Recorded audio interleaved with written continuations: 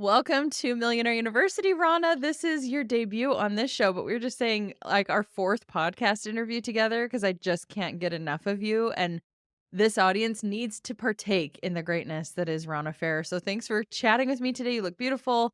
Joining me in a conversation for our audience. How are you? Welcome. I am doing great. Thank you. I'm so excited.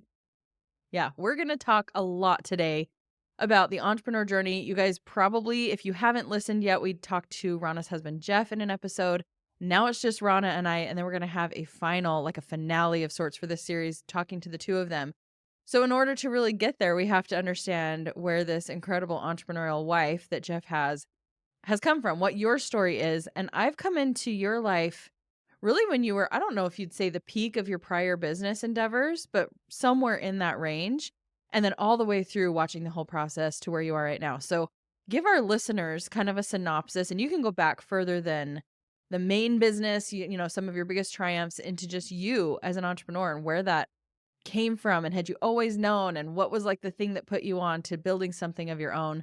Just give us the life sketch of Rana. Well, it starts with my grandpa.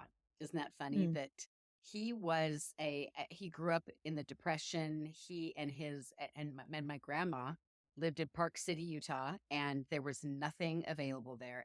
They are just resourceful people, and they moved to LA and they just kind of figured things out. And he has a very, very an artistic eye, but he's also an idea person and he's also a business person. And so back in the day, he figured things out and he ended up being a fireman for the LA Fire Department. And he talked I don't know, the chief or whoever was in charge into the importance of taking photos and documenting this. And then he was actually the photographer. So he was a fireman and a photographer for the LA Fire Department back in the Wow. early 19, whenever that was, 1940s, around there. And he actually created a career out of that, a business out of that. And then he ended up having three kids. One of them was my mom. All three of them have very artistic eyes. They're the idea person. He always told them, be the idea person. That is where the no nobody can come up with ideas like you. Like he just really helped them see their individual talents and gifts. And as a Mm. result, all three of them were entrepreneurs. All three of them have their own businesses in different creative outlets. And then as we know, those things trickle down into the generations. And so I grew up in a very like I knew that I was an idea person. I knew that was in my blood. And so as I got my degree in college, it was an art education degree. So I taught art for a year before we started our family. And then I got resourceful as well. And I thought, you know what? I'm choosing to be a mom right now. And I didn't want to go and teach art, but I thought there's got to be something. And that was at the beginning of the World Wide Web. Isn't that funny? I mean, that's how far it goes. And the opportunities and the technology and everything that started to come about. I mean, a lot of people listening might remember those days. And a lot of people listening might be like, I never knew those days without the internet. But it was so interesting because there were so many ideas floating around. And I would hear my grandpa's voice, be the idea person. And so what actually happened is I learned how to pivot with my art because at first my art was I used watercolors and watercolor paper and watercolor brushes and all of that. And then we were in grad school. Jeff was in grad school, and the money ran out, and uh, I I hate to use the word we couldn't afford, but in that time, I was in the mindset where I couldn't afford any new art supplies.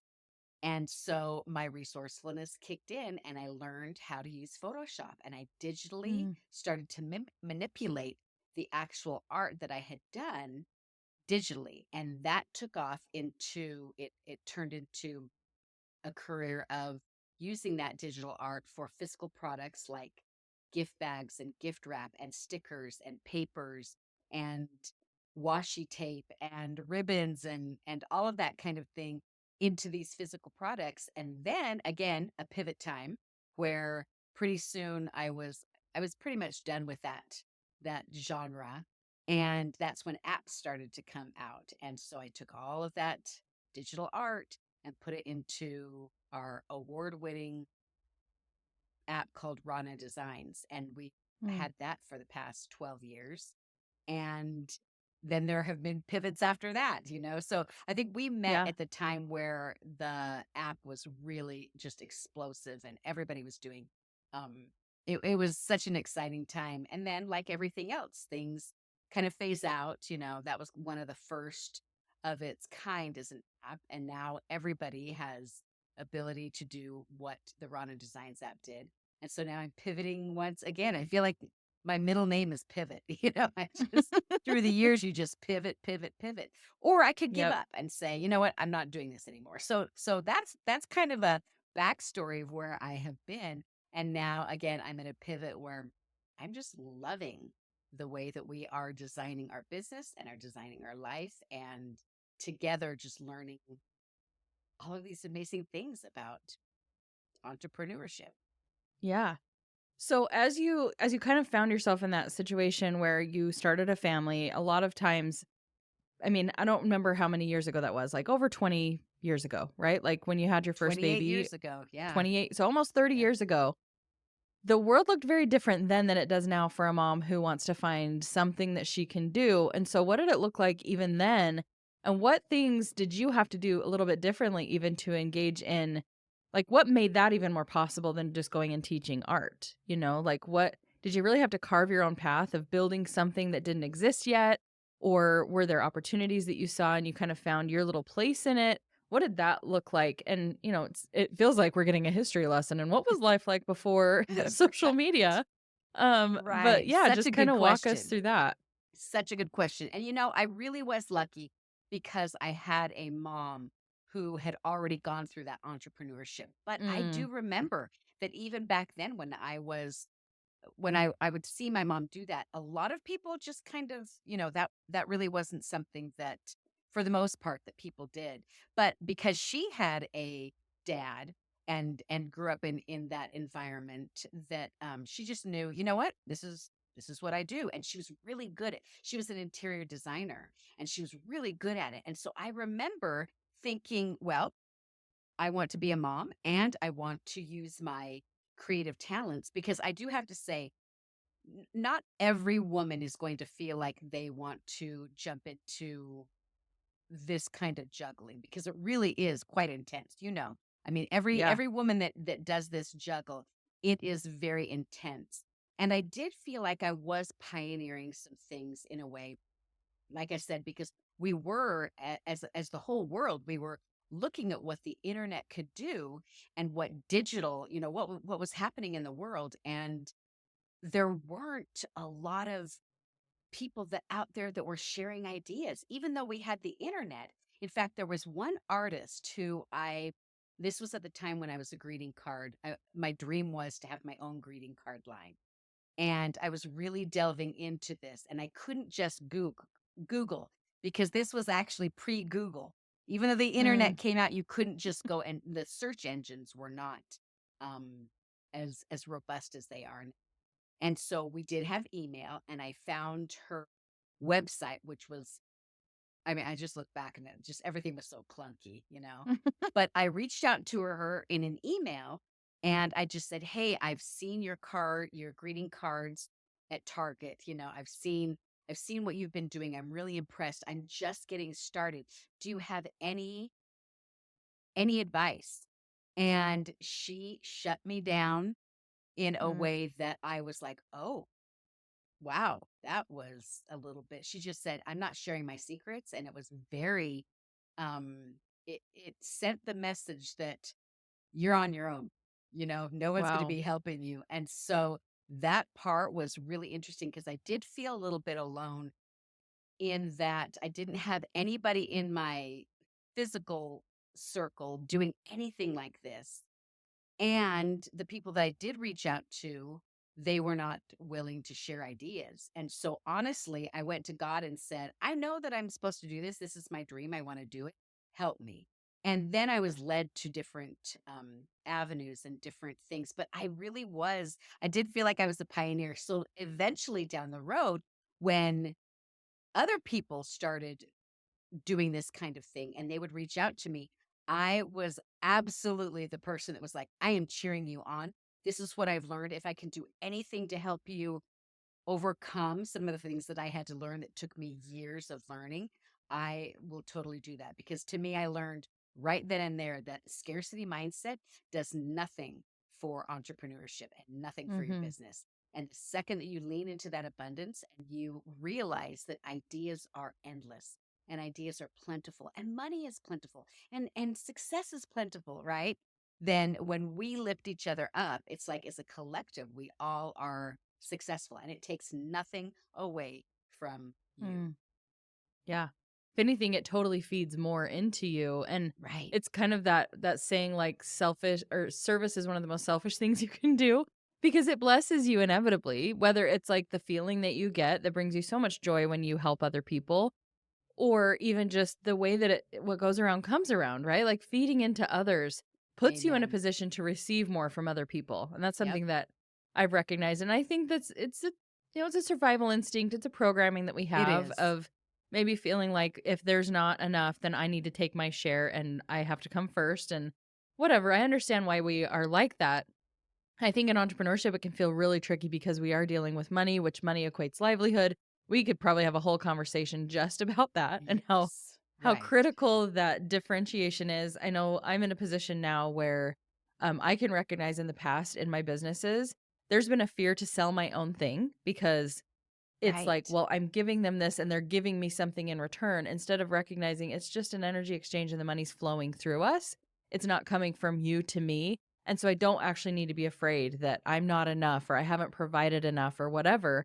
Like, obviously, staying in integrity to always serve. But then if I stay in that place and I trust the process, the return always comes back far bigger than the investment, whether it's of time, energy, money, whatever it may be. I think that's a critical lesson every entrepreneur needs to hear, and it's unfortunate. Sometimes we have to learn it the way because we have the bad example, and sometimes we have Yep. great mentors and great examples of people who do that right, you know? Yep. And I Um, think you nailed it. Every entrepreneur is going to learn it, right? yeah. And some over and over again. Because as you were talking, I realized, oh, there was actually down the road, there was a time where I was in that scarcity mindset. And I experienced that with ideas. And suddenly Mm, I started looking at people saying, wait, that was my idea. You stole that idea. And I realized that wasn't my idea. That was straight from God, and yeah, he shares with everybody all of these ideas. But so thank you for reminding me that I got into that too, even when I yeah, had that example before. So I think we get to learn these lessons over and over again. And like you said, every entrepreneur is going to learn this at some point, whether it's through mentorship or experience or both. yeah. Well, and I love that you talk about, like, pivoting being your middle name too. I think that's every entrepreneur's middle name, and if it's not, Yep. then you are probably just sitting you've quit. You're not Yeah. even listening to this episode at this point. You've Right. decided, "Oh, I can't be an entrepreneur." Because it's Yep. just part of the resilience. You have to have that muscle within you that just says, "You know what? We'll try it in a different way." Yes. Having such a creative background, I know sometimes this can be a limitation to people who are very artistic. I've worked with a lot of creative people in the influencer space and whatever. And sometimes it is a hard thing for them to pivot and to recognize things beyond just the art and beyond the creative endeavor that they're doing. For you, even stepping into the app space, which was relatively new Yes. and kind of an untapped market and working in a very technical place, how have you kind of aligned your creative abilities with other people who bring a different skill set? And without having all the answers, how did you move forward? I don't know if you can remember what that whole journey was like and even the development of the app and finding this different way to not feel like, oh, well, this can't be this way because I don't have full control, or you know what I'm saying? Like sometimes that Yes. can hinder the ability to use your art, use your creativity in a profitable way or a way that serves others because you either get bogged down by the technical and you don't think that way, or you don't work with the right people, or you protect it too much. So that was a lot that I threw at you, but any feedback you have on that and how Such you a good engaged in that? question. Such a good question because as you were asking that, I did go back to that time and it was such a great learning experience because I am such a right brain person that it gave me the opportunity to really develop that left side of my brain and at the same time recognize that that's not my strength and to really Mm. surround myself with people and leverage each other's strengths. Sometimes as an entrepreneur we think we have to do it all, and if we're not doing it all that something's wrong with us, and that's just simply Mm. not true. Some of us are able to shift from right brain to left brain very easily. My husband is really good at that, but also at the same time, we found a wonderful developer who stepped into his strengths. And as we worked together, he got my vision. And so he was right brained as well because he was like, oh, yeah, I get it. I had talked to other developers and I talked to him what I wanted to do. And like you said, that had not been tapped into yet. Our app was one of the first ones that did what it did, and just these less brain really good developers did not see the vision. And Mhm. so aligning myself with other people that have strengths that melded with mine but also have these amazing things that I just couldn't do. That was one of the things that I learned, is that being an entrepreneur means looking for other people's strengths, recognizing what my strengths are, and then coming together and leveraging those so that we can build something amazing.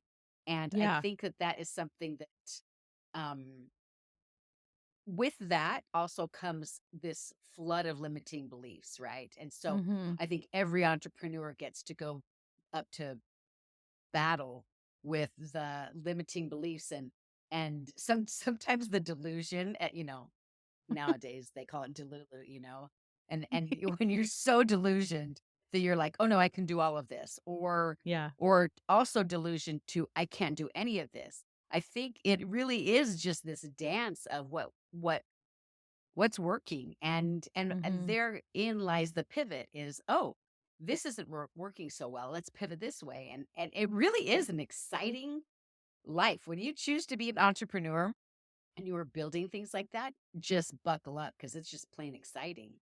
Yeah. Buckle up, buttercup. I just saw a shirt at Walmart yesterday that says Delulu on it, and I was like, "Do I need this?"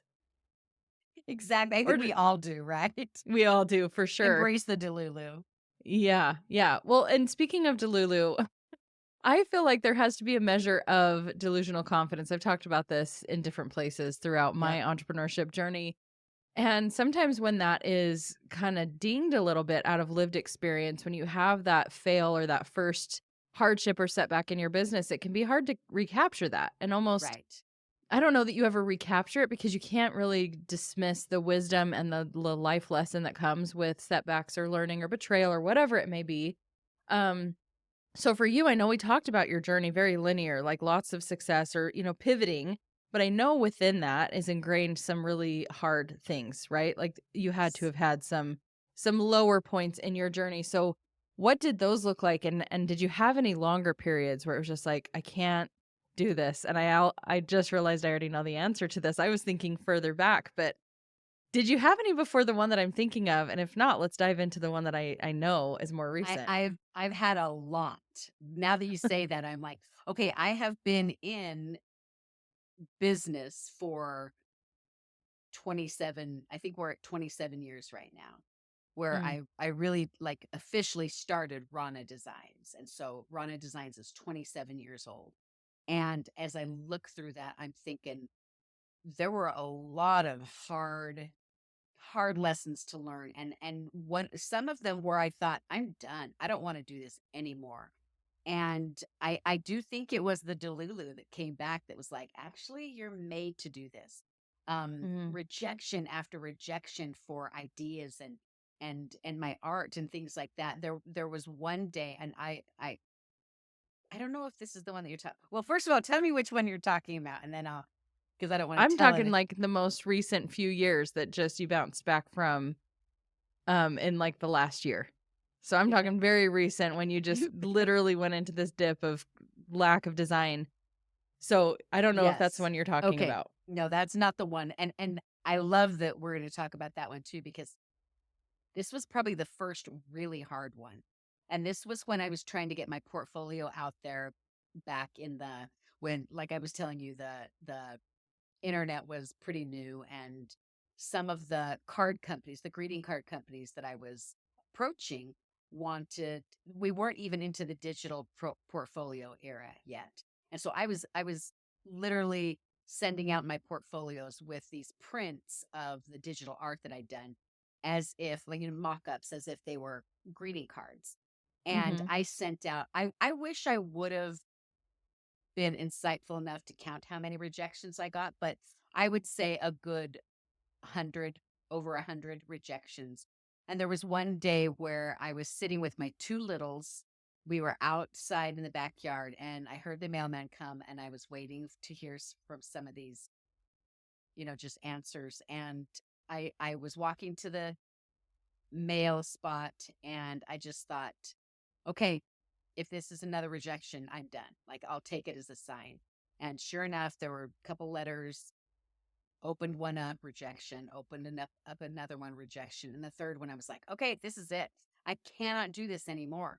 And I opened it up, and it was another rejection. And I just burst into tears. And I was like, okay, I'm done. And my cute little girls come over and give me a hug. you know, so cute. Mhm. And immediately I heard this voice that said, do not give up. Somebody will love your art, and it is the beginning of a lifetime pursuit. Mm. And it was in that moment where I was like, but this is so hard, and I didn't want to do it. But, but that I have learned to rely on that voice of truth and wisdom and really say, you know what? I was put on this earth to share my art. I have talents.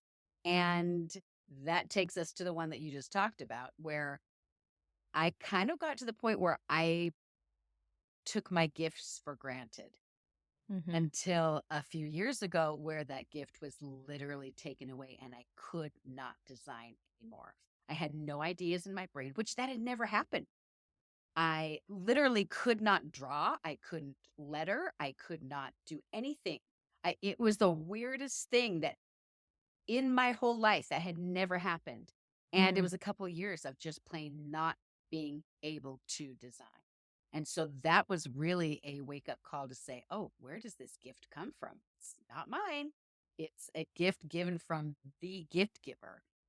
Yeah. And it was really interesting because as I battled through those demons, and really, I mean, that part was my identity. I'll say it was an identity crisis because for most of my life, I identified as an idea person, as the artist, the designer, where it just came with such ease. And suddenly it was taken away. Yeah. And I realized, oh, that's not me. That was a gift That's that was literally the given. name of your company is Rhonna Designs. Like Exactly. it was more it's so crazy that was literally a Right. statement that was in front of your brain all the time. How could it Yes. not become your identity when it's literally Right. your brand message, your livelihood? So many of these things are wrapped up in this belief that Rana designs, right? You ever You thought about nailed that? it. Exactly. Yes. So interesting. Yeah, yeah. So you kind of had to go through this period and I would say okay, so before we jump into that, I actually want to go back a little bit to this moment where the girls are like, "Mom, what's wrong?" and you're having this inclination, "I can't do it anymore." I just felt like a little nudge that we need to address this because it's Okay. something as I coach women, I really want us to be aware of. Okay. Was there a point in that too where you're looking at the fact that you have these children and a little piece of you that was like, "I should just be happy being a mom." This is a blessing none of these things are happening. Maybe it's a sign. I think you even said it's a sign. I just need to focus on my family.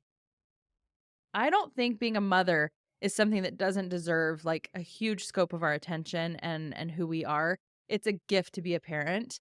And I'm seeing this too often to where when things don't work, suddenly we alter who we are and what our dream is to be a little more convenient and comfortable, and we almost put ourselves in this role of like, well, God is persecuting us. He's not, it must be a sign from him, right? Yep. He's not actively Uh-huh. persecuting us, but we put ourselves in this victim mode of, Yep. oh, see, once it got really challenging, this is just a sign.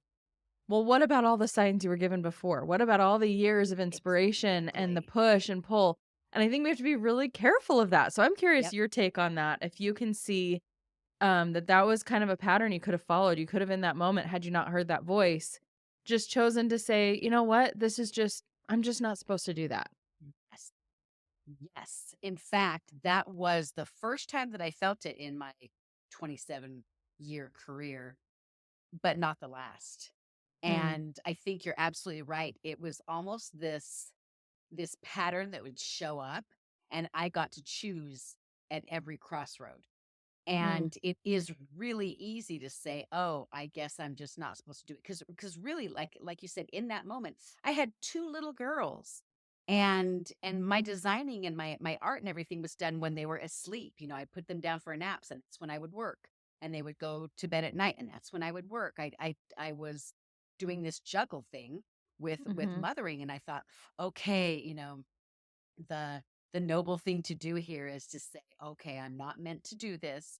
But the thing that I have learned, and this is what I would say to every woman that feels this, because every time I cross this threshold, the thing that reminded me was when I'm not doing it, my spirit inside shrivels up. That's Mm. just the best way to describe it. Like I am meant to create. I am meant to do these things. And not that motherhood shrivels me up. I'm not saying that, but there is this duality of us as creative beings where we are meant to create, whatever that looks like. Entrepreneurship is that creative energy, that creative spirit, and we are creative beings. And so Mm. I do not believe that that desire to be an entrepreneur is something that we should ignore. I really do Mhm. think that we need to address it, and we need to, and every person is going to be different, and every journey is going to be different, and every family and relationship is going to be different. But just imagine if you don't step into that, I don't know, I just start paying attention to how you feel. Cause for me, Mhm. it felt like I was shriveling up and dying. And it was like my Yeah. spirit was like calling out saying, no, you're meant to do this. You're meant to do this and you can do it. That's the thing too. But with that being said, I went through seasons where some seasons were a lot more prolific in my art and my business and everything. And some it was kind of like, okay, step back and let things Mhm. naturally go, naturally flow. And so it's Yeah. kind of this stop, go to the left. It's a beautiful dance that we all get to learn. But and I don't think that there's a formula because I think it's so personal, but we get to Mhm. figure it out. So I think that's for women who are wrestling with that, maybe do some journaling. Cause like for me, journaling, like how I feel about things and stuff, when you see a pattern, it's like, oh, actually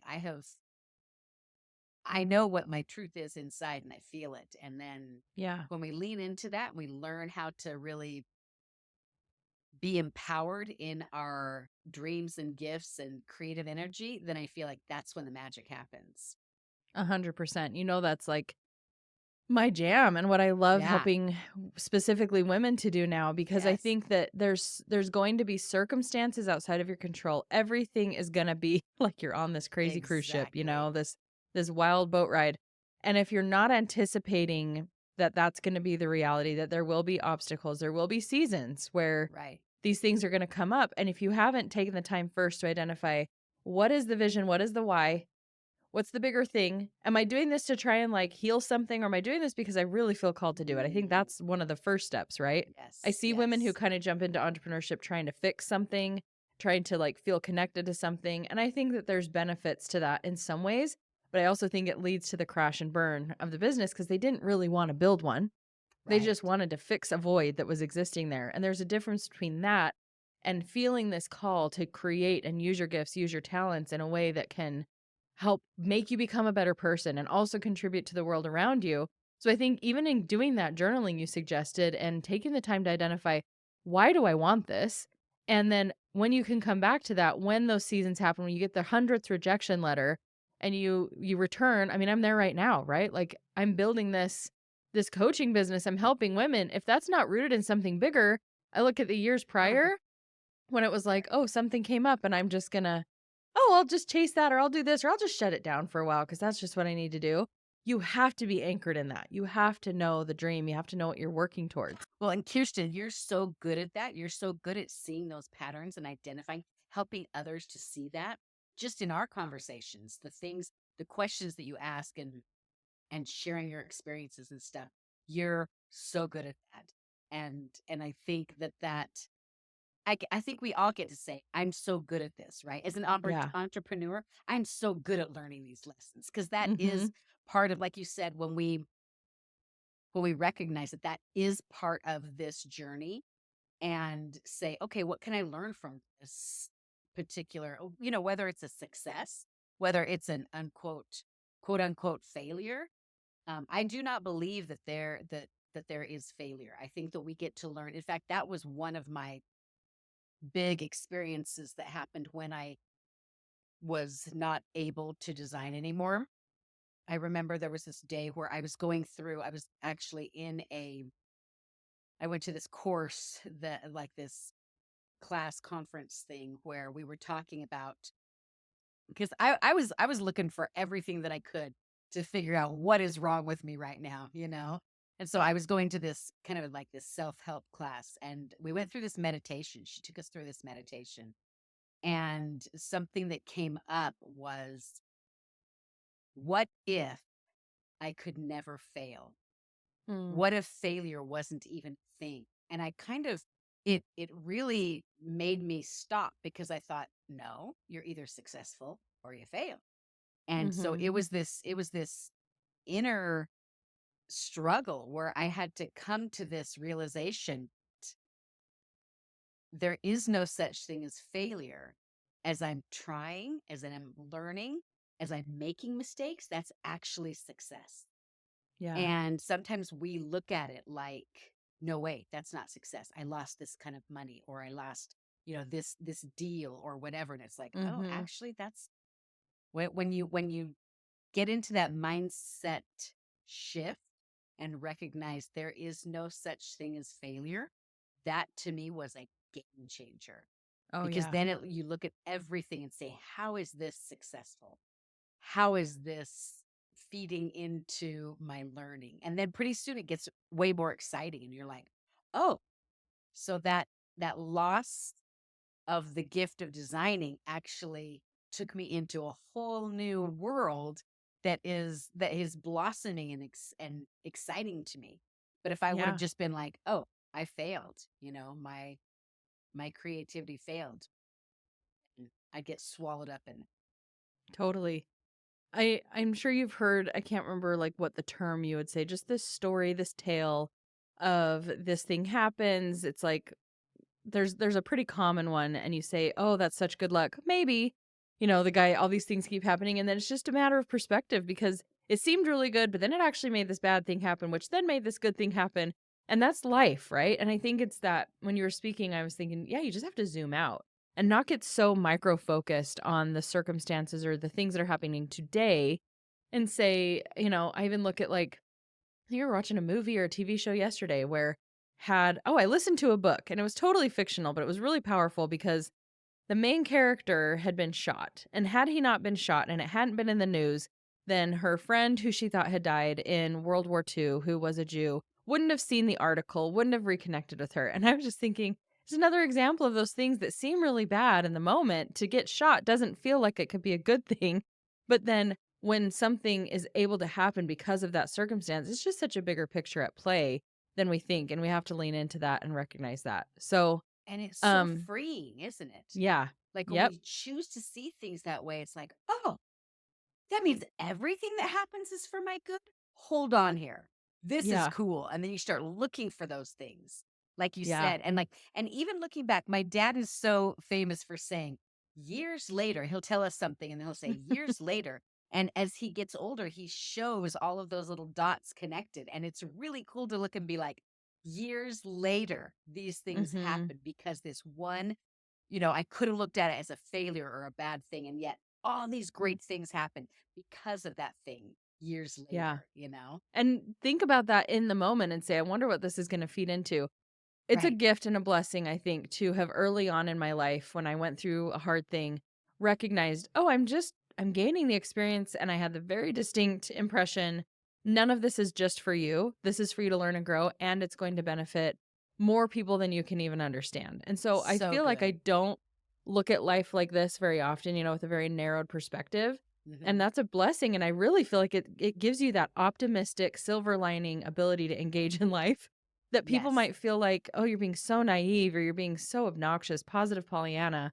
This is such a bad thing. Why are you not more upset? And I think if you have that perspective and you don't look at it as this linear, I mean, it kind of is linear in a way, but you know what I'm saying? It changes Yes. everything. And isn't Yeah. that wisdom?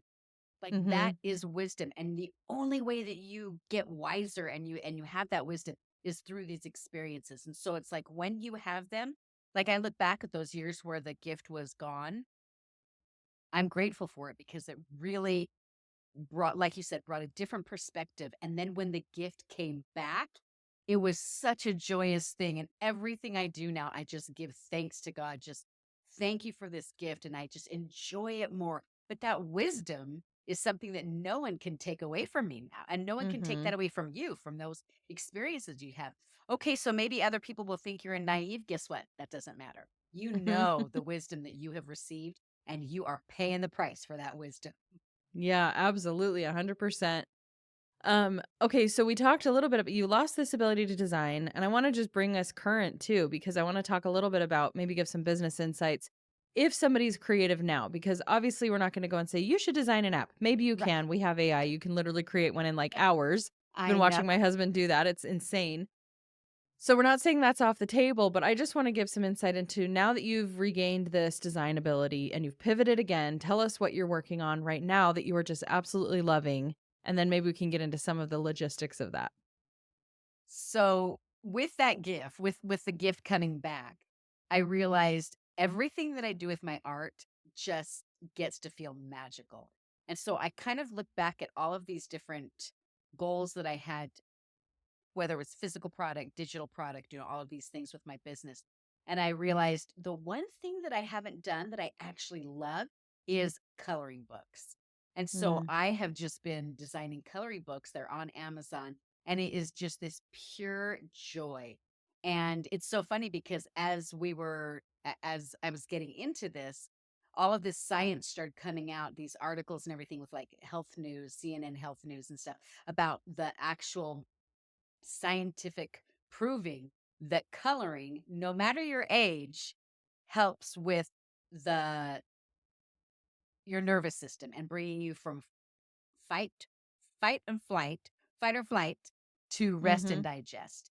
And mm, so all of these things, it was so funny because it was almost like I felt like this, like the universe was telling me, like, people need tools like this to learn how to get into the rest and digest. We've, as a society, a lot of us are recognizing that we have been living in fight or flight, that our nervous systems are just, they're just I mean, for me, physically, it was showing up. I went through years of illness as well because I was kind of not listening to my body or my emotions or my mental health and mhm. all that stuff. And here it is, coloring ends up being one of my greatest things that I can do for my mental health, my physical health, my nervous system and everything.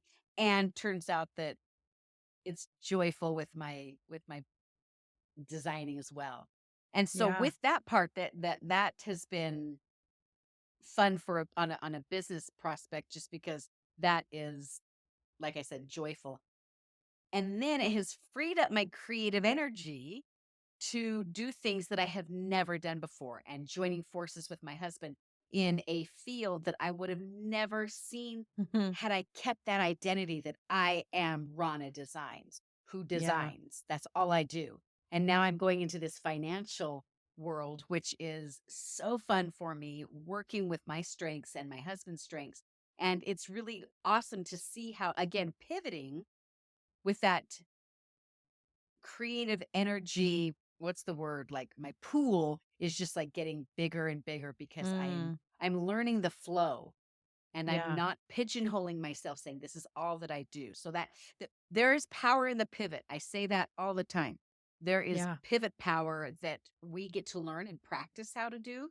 And then when those opportunities come, I feel like every single time it's more wisdom and more learning and more freedom and more joy and more. success. Mm-hmm. Did that I answer your love question? That was Oh yeah, that and then some, right? Did you find everything you were looking for? Yep, and everything I wasn't even anticipating I needed. exactly. That was that.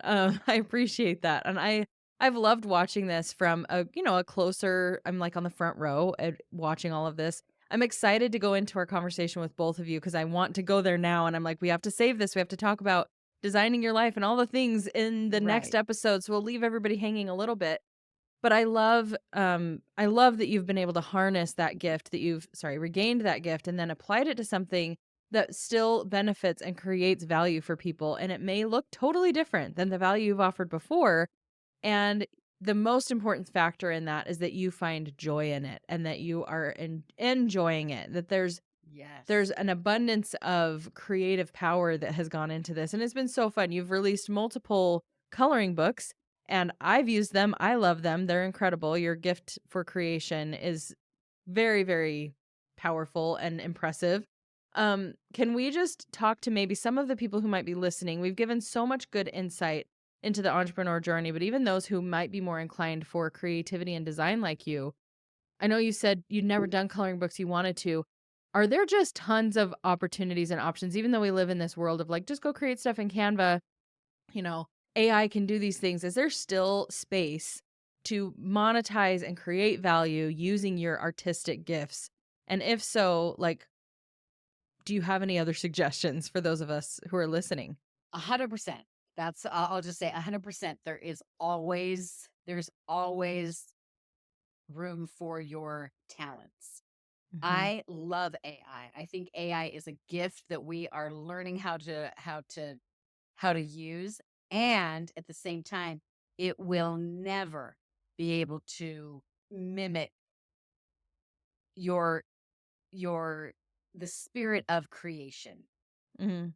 When you see art that people have created out of their emotions and their experiences, we put a little bit of our spirit in our creations, whether it's music, whether it's art, whatever you're creating, you are putting that creative spirit in there so that others can feel that. And that's what makes it so powerful. You've heard music that has just moved you to tears or gotten you so excited. Or I go to a museum and I see an actual literal Monet that he painted. And I look at the brushstrokes and I can feel this spirit of creation that's in there that AI cannot mimic. And I think it's Mhm. so interesting because right now a lot of people are freaking out where there are artists where people are taking their art and putting it through AI. And it looks at first, at the first glance, it looks like it is this artist. And then as you look at it closer, you notice all of these weird things that you're like, an artist wouldn't have done that. And so, what Mhm. I think is really interesting right now is we're being called to, as a society, to be looking closer at creation. And I think it's a really awesome opportunity when we get really intentional with supporting each other and if you are the person right now that is the idea person and you are creating art and you're looking in all of these different areas saying, "Oh, but AI can do it." Do not let that stop you. There are Mm. so many opportunities for you to flourish in this gift and for you to share it because we need it, right? We need that to feel that spirit of creation. So if you're feeling called to do, like I said, your own greeting card line or coloring books or fabric or wallpaper or whatever it is that you want to do, there's room for you.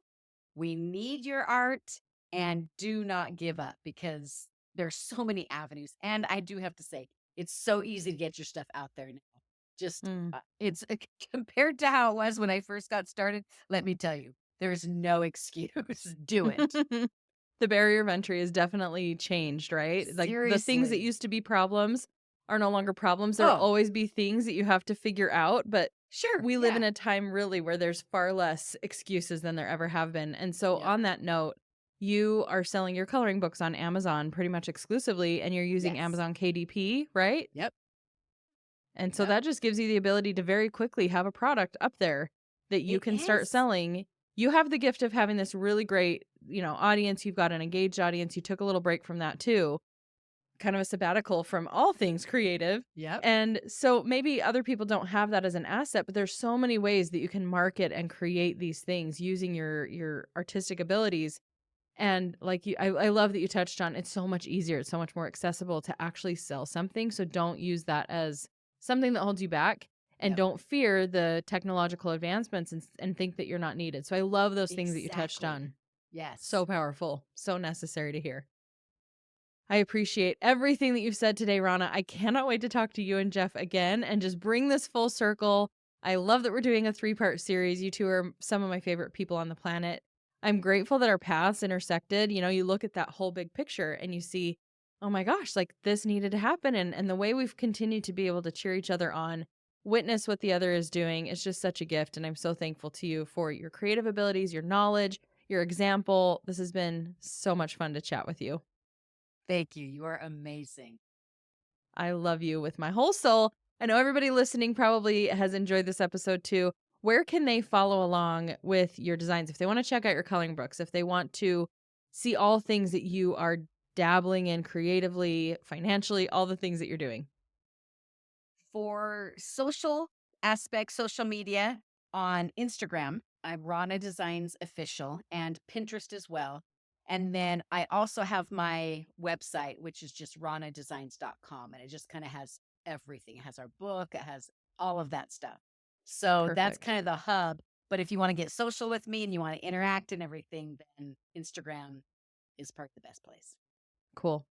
Thank you again for sharing that. We'll link everything in the show notes. And yeah, you're the best. Thank you.